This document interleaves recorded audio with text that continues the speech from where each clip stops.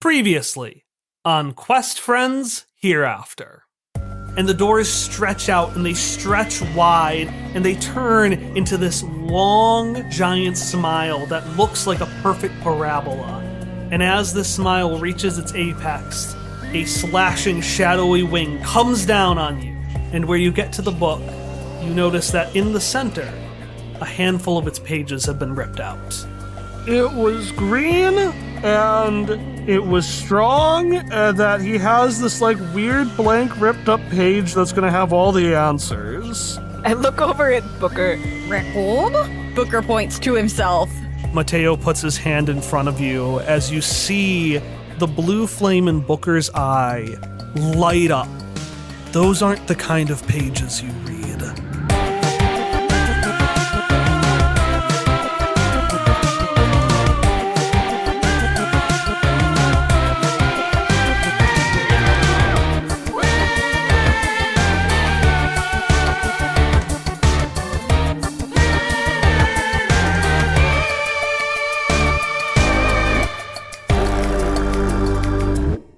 So, what did Booker's hunting grounds look like? Way back before Hilda and even before Mateo, when Booker was just a wild book frolicking in the book fields, hunting for necro snails. What did that look like?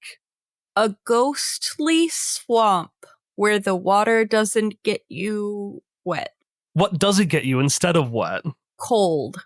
So we just see a little necro snail. It's sliding across the lake. It stops. Was there a sound?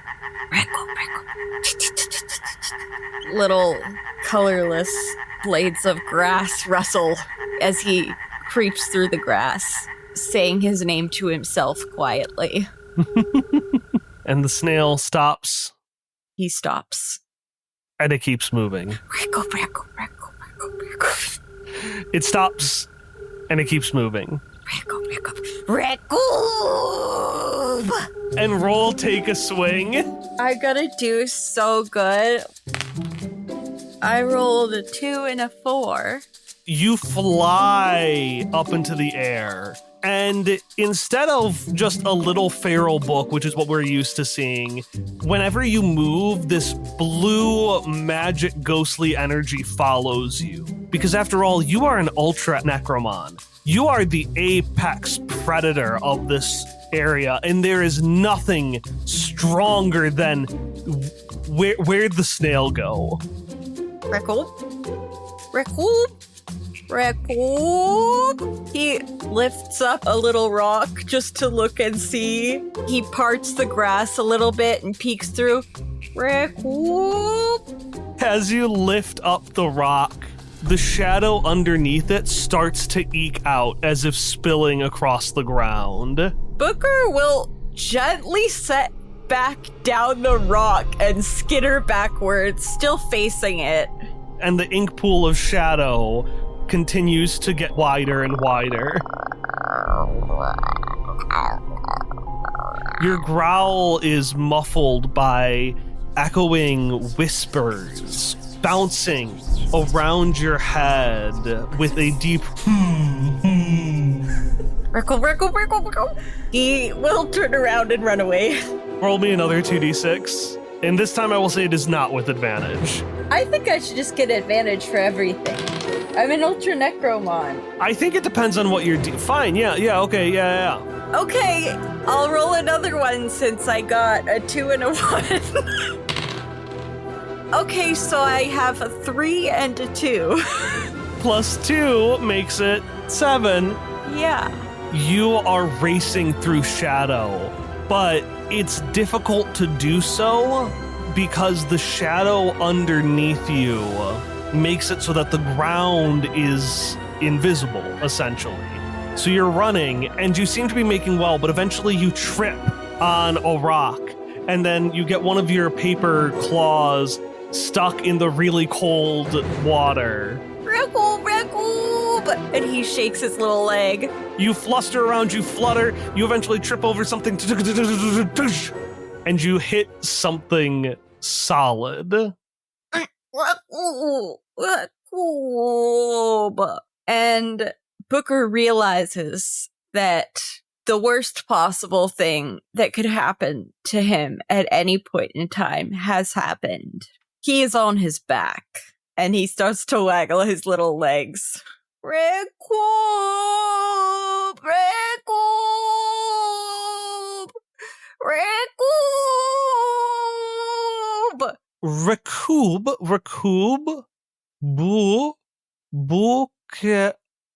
Booker. Recoup! He changes his voice a little to sound more pathetic when it sounds like someone potentially sympathetic has arrived. Roll me convince somebody. Ooh! Maleta! All right, so you convince above and beyond. So give me some kind of perk from convincing this person that you're pathetic. This person does not just think I'm pathetic. They think I'm cute. This will give me long-term advantage because they'll be less on guard with me, and they'll also do things for me when I look sad. I knew things got stranger down here.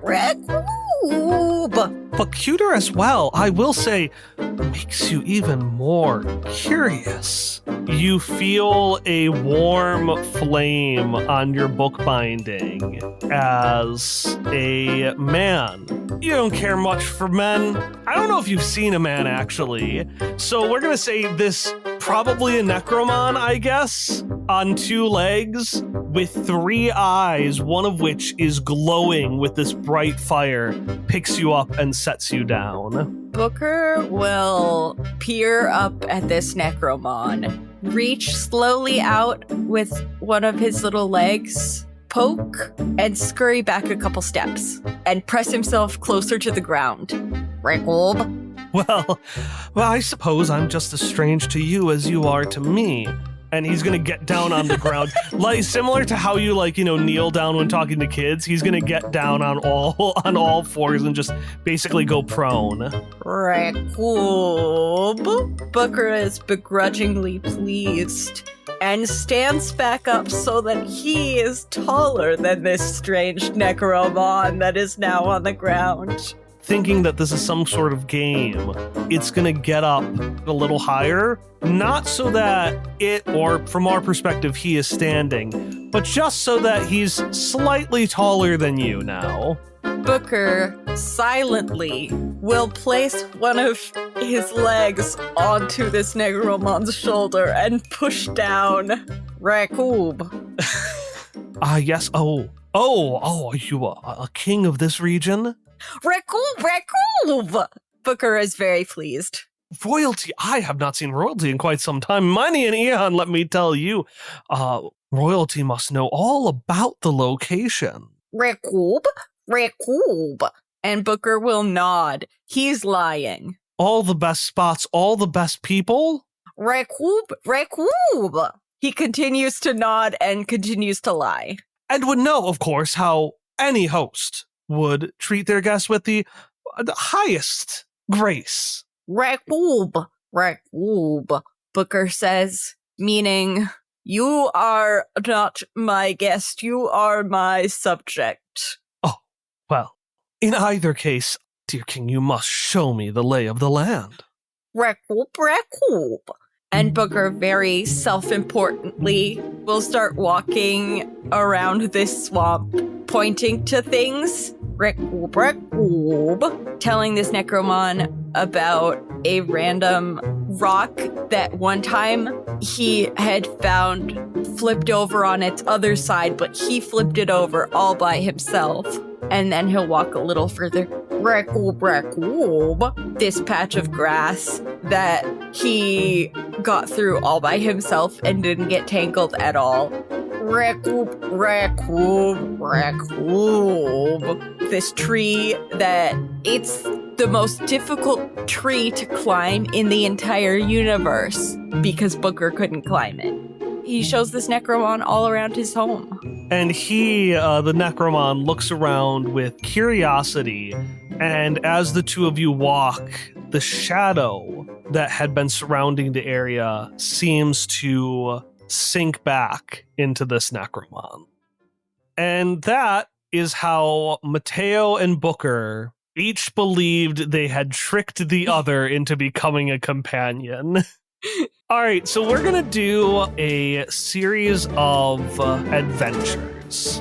We're going to alternate. So I want you to give me just a random adventure they went on. They went to find the Holy Grail. They didn't take it, but they went to find it, and they maybe found it. Well, here's the thing. I rolled a 6, which means you went to find the Holy Grail, but Booker ate the map. I mean, however, you did catch rumors of the Holy Snail. see, like, what even is a grail? And I want you to roll to see how the adventure for the Holy Snail went. 5. So what went wrong on the adventure for the Holy Snail? They instead found the Holy Nail, and it was just, they shouldn't have intruded upon what they did. So next cut, if this is a montage, is Booker and Mateo just dragging a body into one of the Afterworld's rivers, just dumping a body mafia style. Okay, so what's the next thing they did after finding the Holy Nail? A swap meet. What's a swap meet? Honestly, I've never been to one. I think you just bring a bunch of cool stuff, and then you, like, trade it and buy stuff.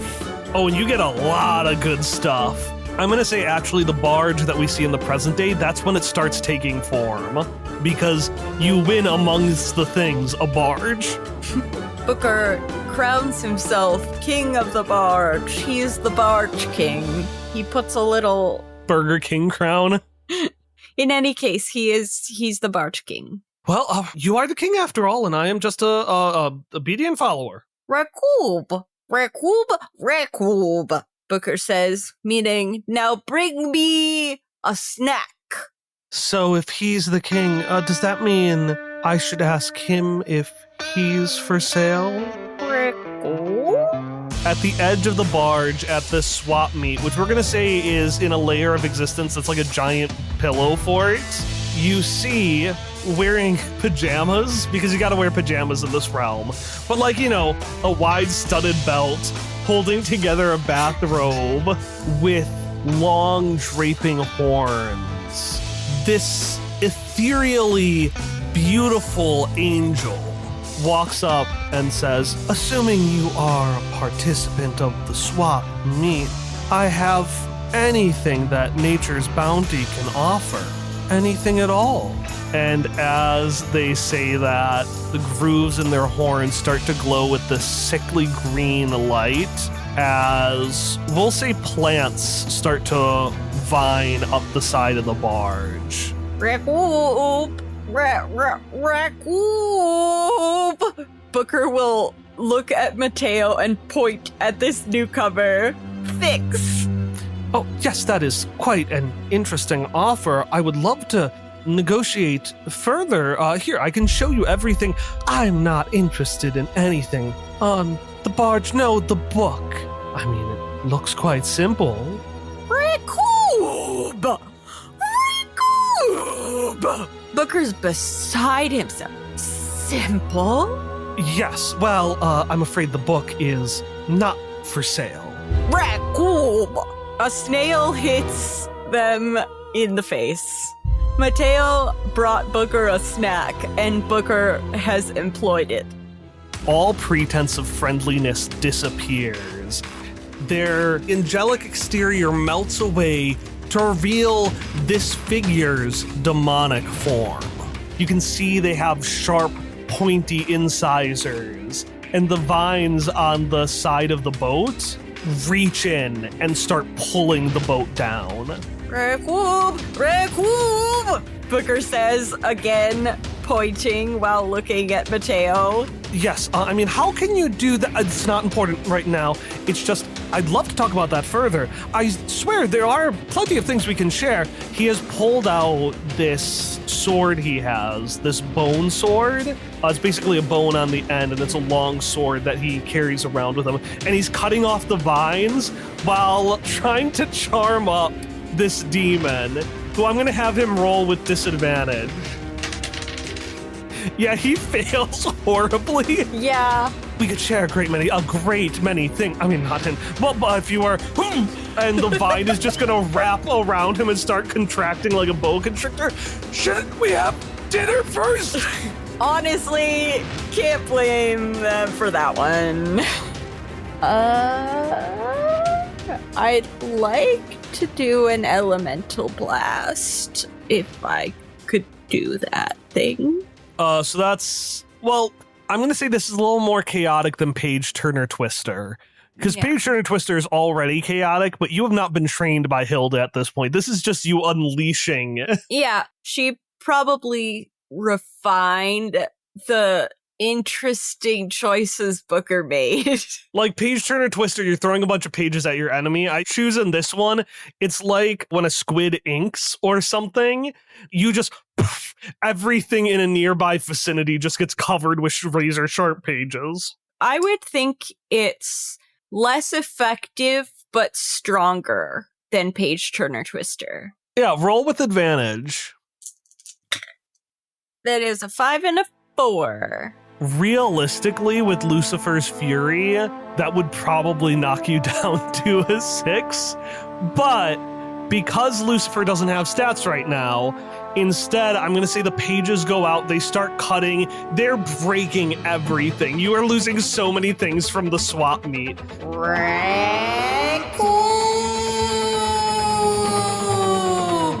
Ow! It doesn't free Mateo at all. It's just knocking him left and right. Lucifer furiously turns to you, shoots out another vine, and it cuts one, which falls to the ground before a burst of that green magic shoots through it, and it immediately rises as if it has grown over years again. Shoots back out at you. But as you throw another page at it, as it's growing, your light and the green light combine.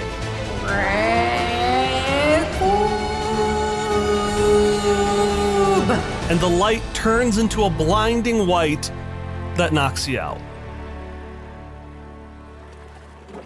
You awaken sometime later on the barge, which has since gotten away from the swap meet. When you wake up again, you don't at first realize that you're waking up at all. It's still dark. But eventually, you start hearing, just like all that time ago, the whispers. You feel the aches in your little pages, the wrinkles of combat. And you stand up in complete shadow. Rekoob? He's asking for Mateo. You hear Mateo and another voice muffled from somewhere in the distance. I go to them. I can't believe Mateo's paying attention to someone who's not me. Well, I want him to pay attention to me. Freely, Lucifer the Morning Star, the Prince of Darkness, Now, I feel like Mother Nature is a new one.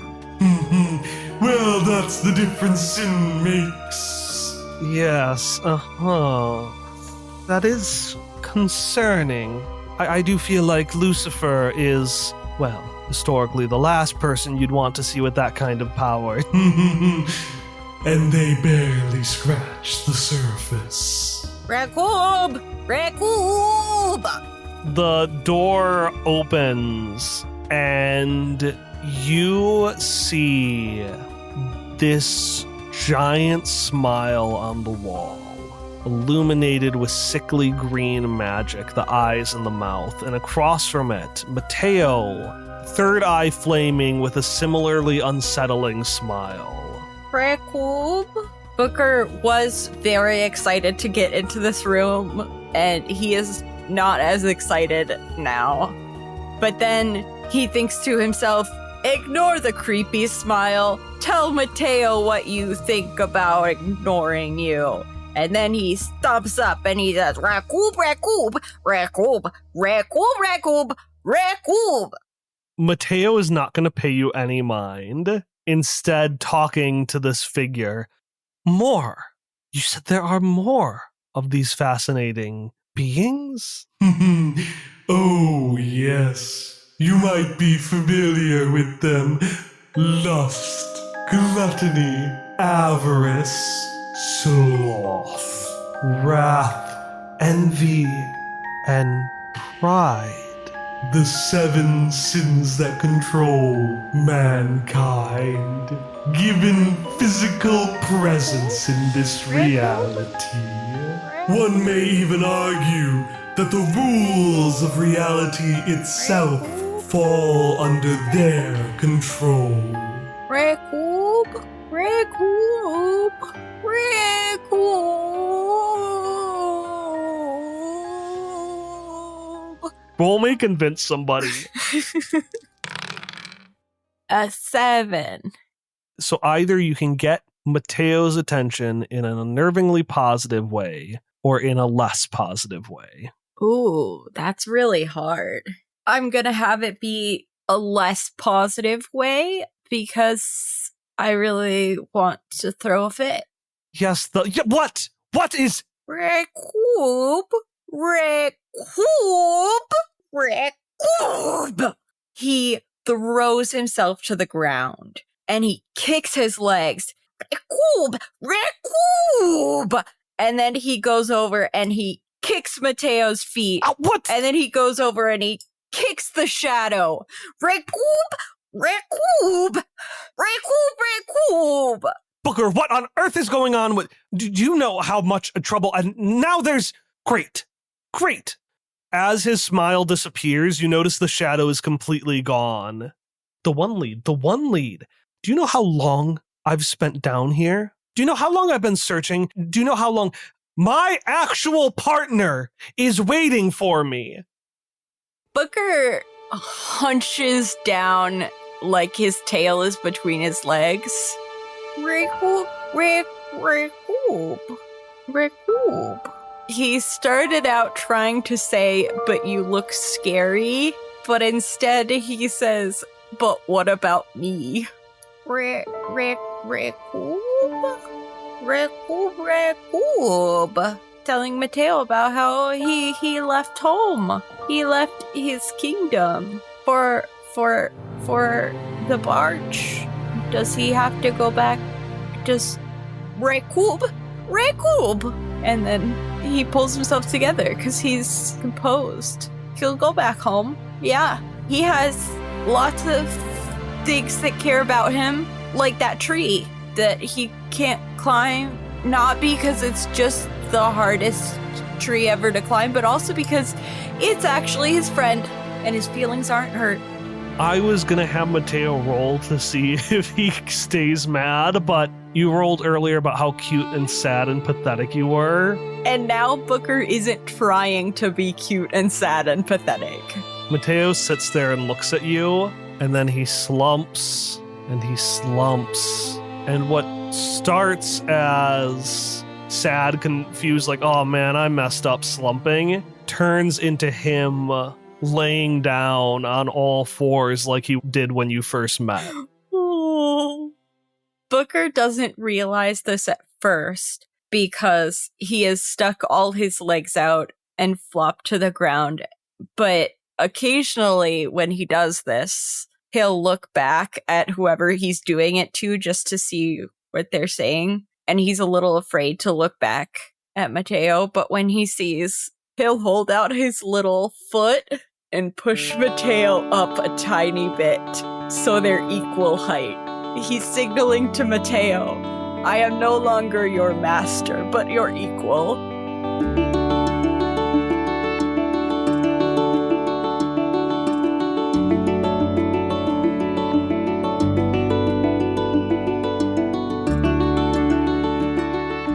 Hello, welcome to to this announcement break. We don't have any announcements. We've just got ads. All right, back to the episode. All right, so we're going to do a little montage because I think you started the montage last time. I will start it this time. So for this second montage, you as equals each make a crown to wear. That's how you start. Yeah. And I want you to roll 2d6. I rolled a 6 and a 1. If his crown is better than mine, then I want to wear his. We're going to say while you're fighting, you see this wooden mask that looks just like him. One that you hadn't seen around before the swap meet. Suspicious. And you go to put the mask on, and he tries taking it away, and you're like, no, I want it. Very cool. And so only by giving you the better crown do you get placated. Yes. Continuing on the adventure, you go around, and I'm going to say that shadowy figure, Mateo keeps talking to it, and you catch in bits and pieces. You'll walk, and he'll just be like, put his arms behind his back, and the shadow will swoop back to his feet whenever you hear that voice and those whispers. I've made it very clear that I don't like this shadow. It made Mateo be mean to me.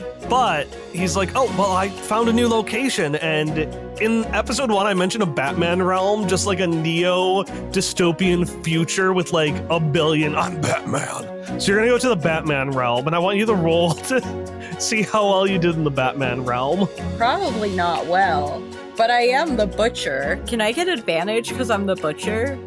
You're not the butcher yet. Yeah, but I would like to spend an AP to roll with advantage. Oh, yikes.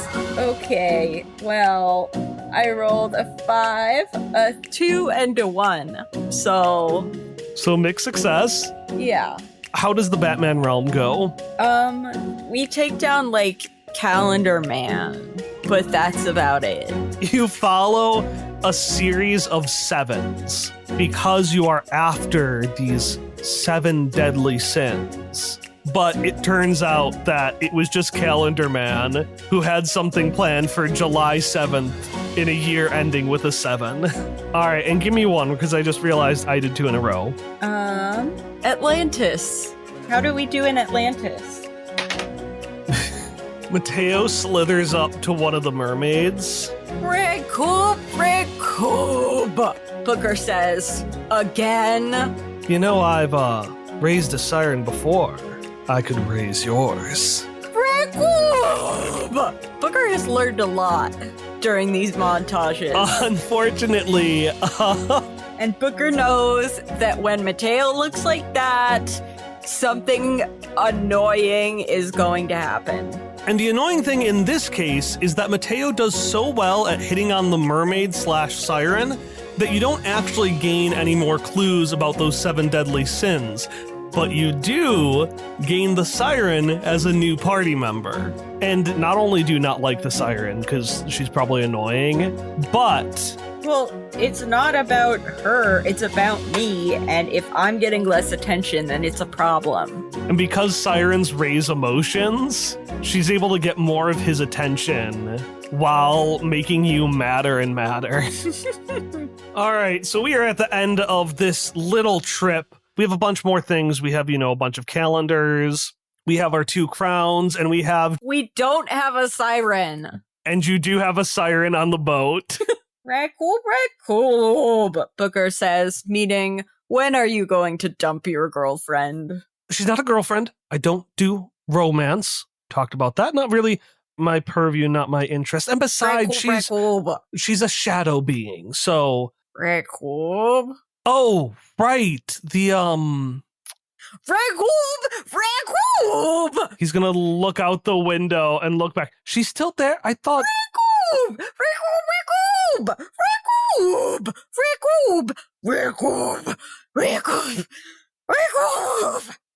Recoup. Yes. Well, as I said, I don't, romantic feelings don't really, that's not my purview. Romantic attraction, romantic relationships. So because of that, I've never actually had to do a breakup. So if you could do that for me. Can Booker try to sneak up behind this siren and push her off? take a GM intrusion. Fine. As you run out, you hear this sickening scream, and the siren is gone.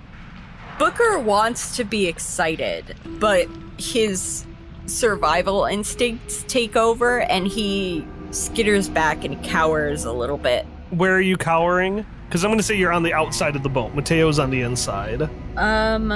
Behind a sandbag that they use to raise the masts. Roll me sneak. I'm gonna do so good. I rolled a 4 and a 1. Well, hello there. Aren't you the cutest little thing?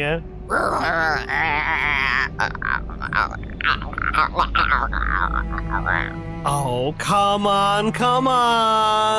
Booker tries to bite whatever is reaching out to him. This siren, this infinitely worse, you can tell immediately, siren. Because to be clear, this is not the siren Mateo picked up. This is someone else entirely. In a yellow sundress is gonna reach out for you, and as you roll to bite, I'm gonna say you bite her. Ow! Her human-like hand wave, she waggles it off, and it turns into this swampy, gross hand which grabs you. Racoop! Booker starts screeching for Mateo and flailing around. He doesn't like being picked up when he doesn't want to be picked up. Mateo does not come out when you call for him. Racoop! Can I try to do an elemental blast again? Yeah. Roll me fierce with advantage. Okay, well, it's an 8. Things are not going well for me tonight.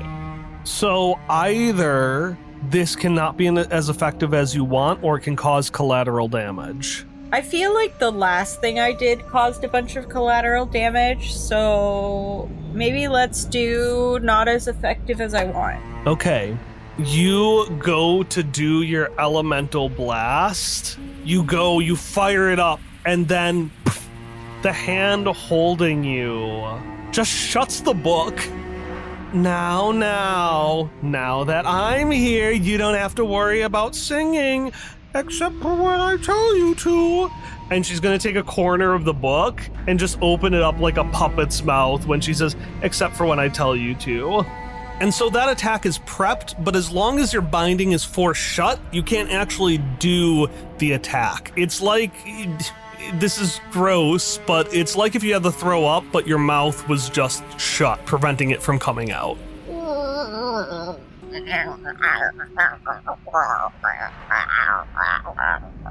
And as you are forced shut, this new siren carries you back into the room where you had left Mateo. Father, look what I found. Father, what? So not you. Father. Are you proud of me?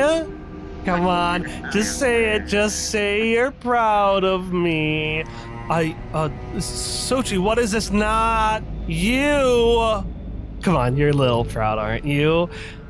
You did most excellently, as usual, my little pride.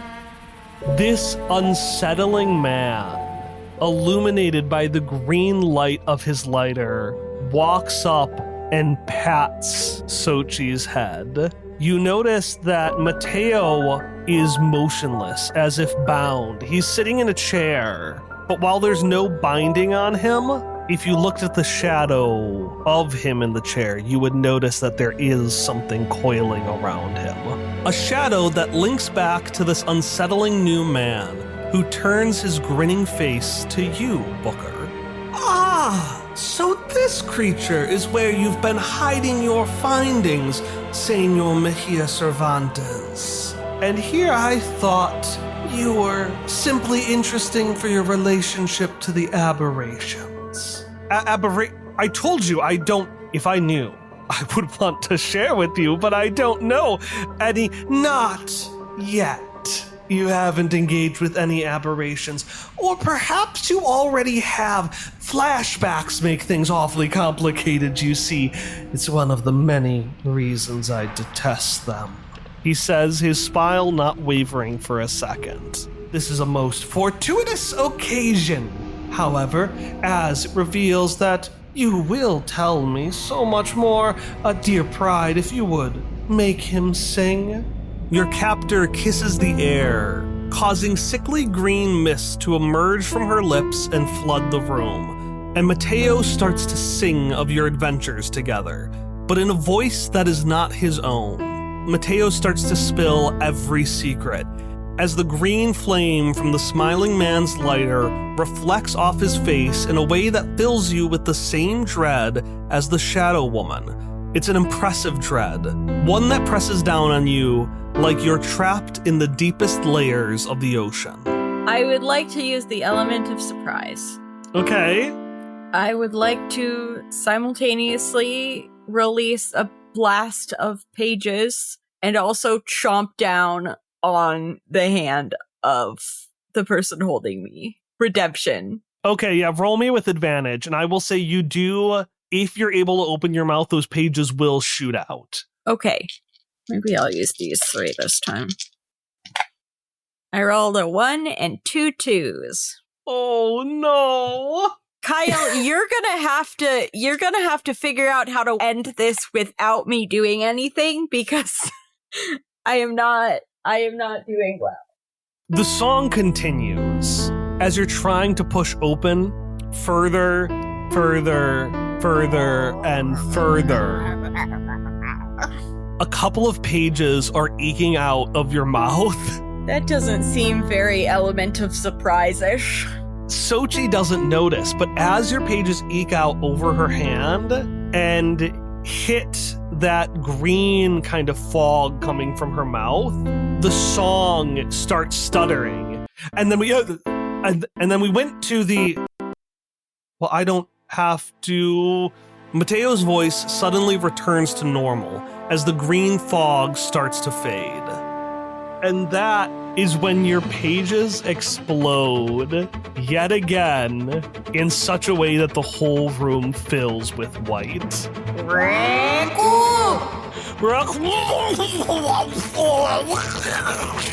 And once again, you pass out.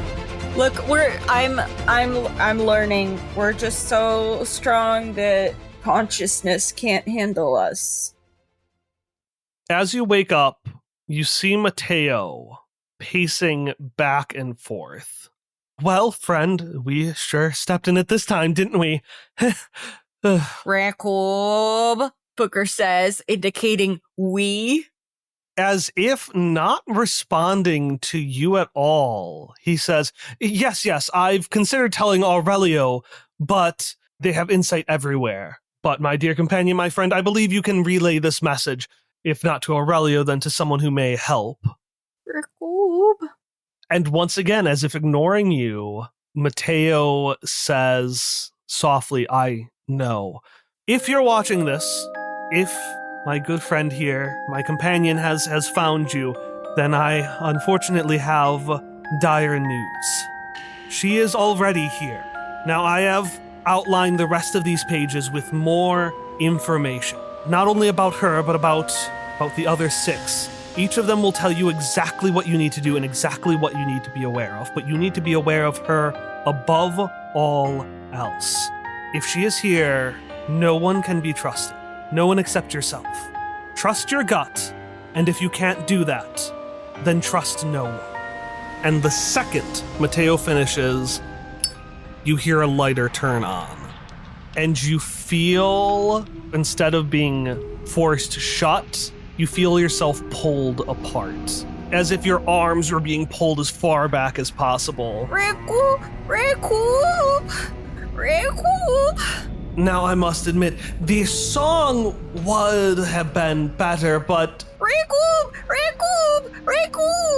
I do believe this is a perfectly acceptable admission of guilt. Racob! The unsettling, smiling man stands next to you, his lighter casting shadowy tendrils that pull at your binding. Yes, investigating, no, conspiring with terrorists. I believe that will be, yes, quite a good confession indeed. I'll take my copy and you can save yours, he says as he slowly and painfully peels one of the pages out from your book. Booker flails. He kicks his little legs. Recoup. And he's looking at Mateo pleadingly. Mateo isn't there. Recoup? Oh. Here I thought we had at least a speck of honor. Recoup.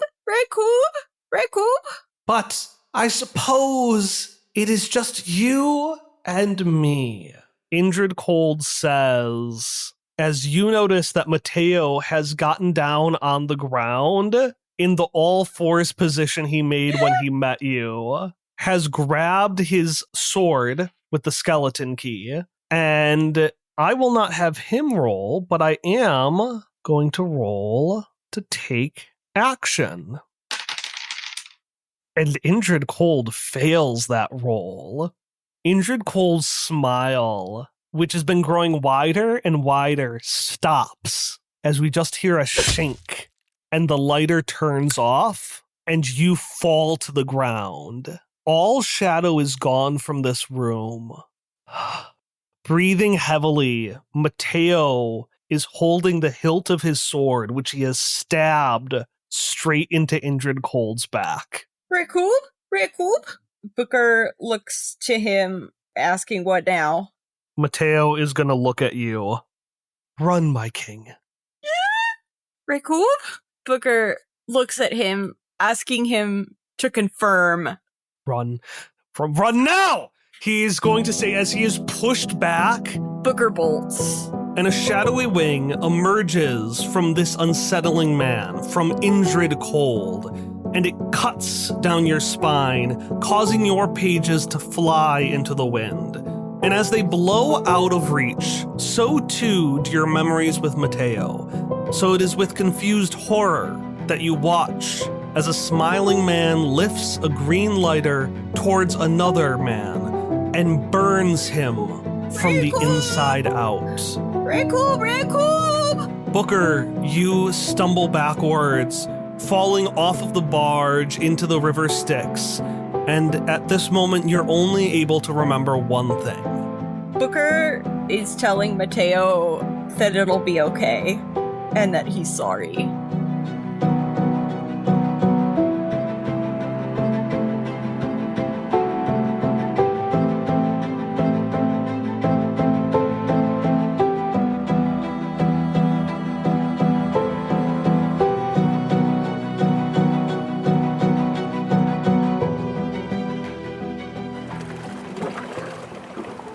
Sometime later, a large cat with raven's wings swims through the rivers of existence, where it stumbles upon a book, worn and weary, and I'll say closed. The cat shifts, or more accurately, the space around it shifts so that it can take the form of a small otter, which grabs the book and holds it between its paws.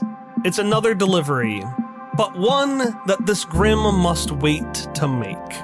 And death continues its way along the river, down where the fog turns from an ethereal fog into a large library, not missing a beat, as if it had known that this was the path it was to take the entire time.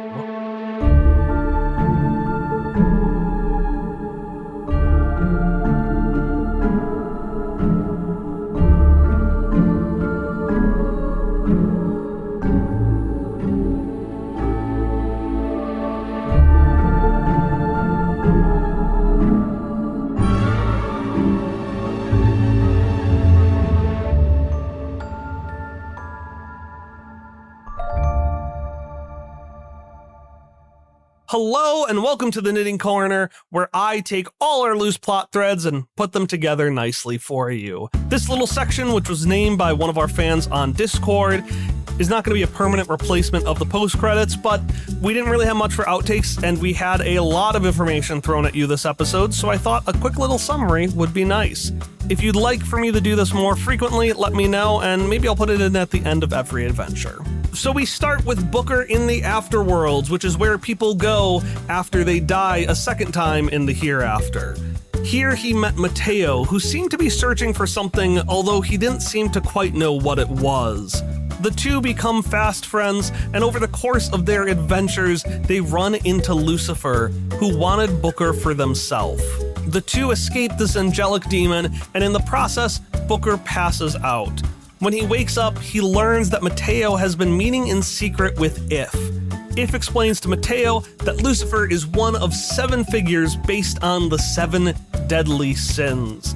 Mateo wouldn't know this in the flashback, but based on the information we know, these are the legendary Necromon created when the Necromonicon granted powers to 7 people. And now we know they each represent one of the 7 deadly sins. Mateo and Booker did more investigation into these deadly 7, and during this time, Mateo fell in deeper with If, which Booker did not like. They also pick up a random siren that Mateo hits on, but she's not important. She's probably ultra-killed, although it's not really explained, when the two are attacked by Indrid Cold, who seemed interested in Mateo's research into these deadly 7. He initially had Sochi, whom he called Pride, use her powers over voice to force Mateo to sing, but Booker's pages interfered with Sochi's magic, causing the singing to fail. In response, Indrid instead forced Mateo to record a message warning about If, using this as a way of planting evidence by saying he conspired with her. Now that Mateo is legally a criminal, Indrid Cold can do whatever he wants, and he decides to use his lighter to create a shadowy wing that slashes out Booker's remaining pages, and then also use his lighter to burn Mateo from the inside out. And that leaves us to where the campaign began.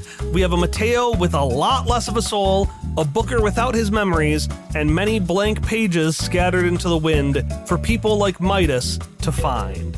And let's not forget that this entire flashback was just viewed by all the characters in-universe as well. Mateo's hopefully got no more dirty laundry to hide.